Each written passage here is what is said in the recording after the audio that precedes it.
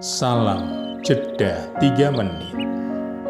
Saudara-saudariku, hari ini 2 Januari kita merayakan peringatan Santo Basilius Agung dan Gregorius dari Nazianze, uskup dan pujangga gereja. Dalam Injil Yohanes 1 ayat 19 sampai dengan 28 dikisahkan kesaksian Yohanes Pembaptis tentang dirinya sendiri.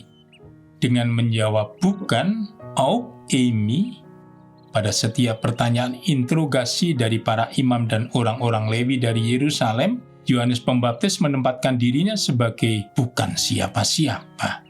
Bandingkan makna kenosis, pengosongan diri. Seluruh identitas dirinya diayati sebagai bentuk keutamaan pengosongan diri. Filipi 2 ayat 7. Dengan pengakuan jujur, Yohanes Pembaptis menyatakan identitasnya sebagai suara yang berseru-seru di padang gurun. Ayat 23. Selaras dengan nubuat Nabi Yesaya, ada suara yang berseru-seru, persiapkanlah di padang gurun jalan bagi Tuhan, luruskanlah di padang belantara jalan raya bagi Allah kita. Yesaya 40 ayat 3. Pasti Yohanes Pembaptis sudah mendengar kisah ayahandanya yang pernah menjadi bisu. Fakta itu pasti sungguh menusuk hatinya dan ikut membentuk pandangan tentang identitasnya sendiri di depan publik. Ayahandanya menjadi bisu karena tidak percaya pada perkataan malaikat yang akan nyata kebenarannya pada waktunya.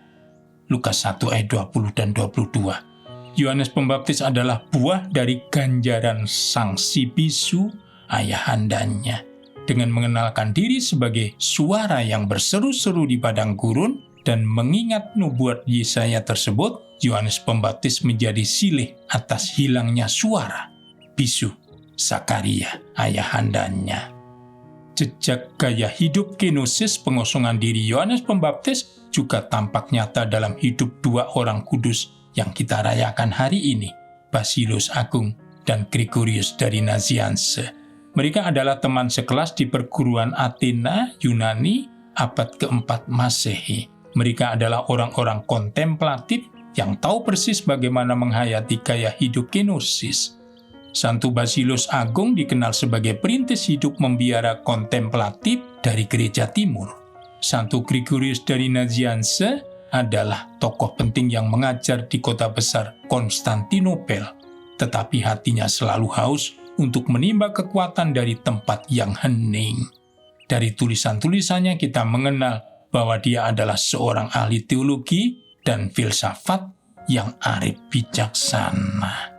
Pesan Injil hari ini, kesadaran otentik tentang diri kita di hadapan Allah yang rela menjelma menjadi manusia adalah aku ini bukan siapa-siapa.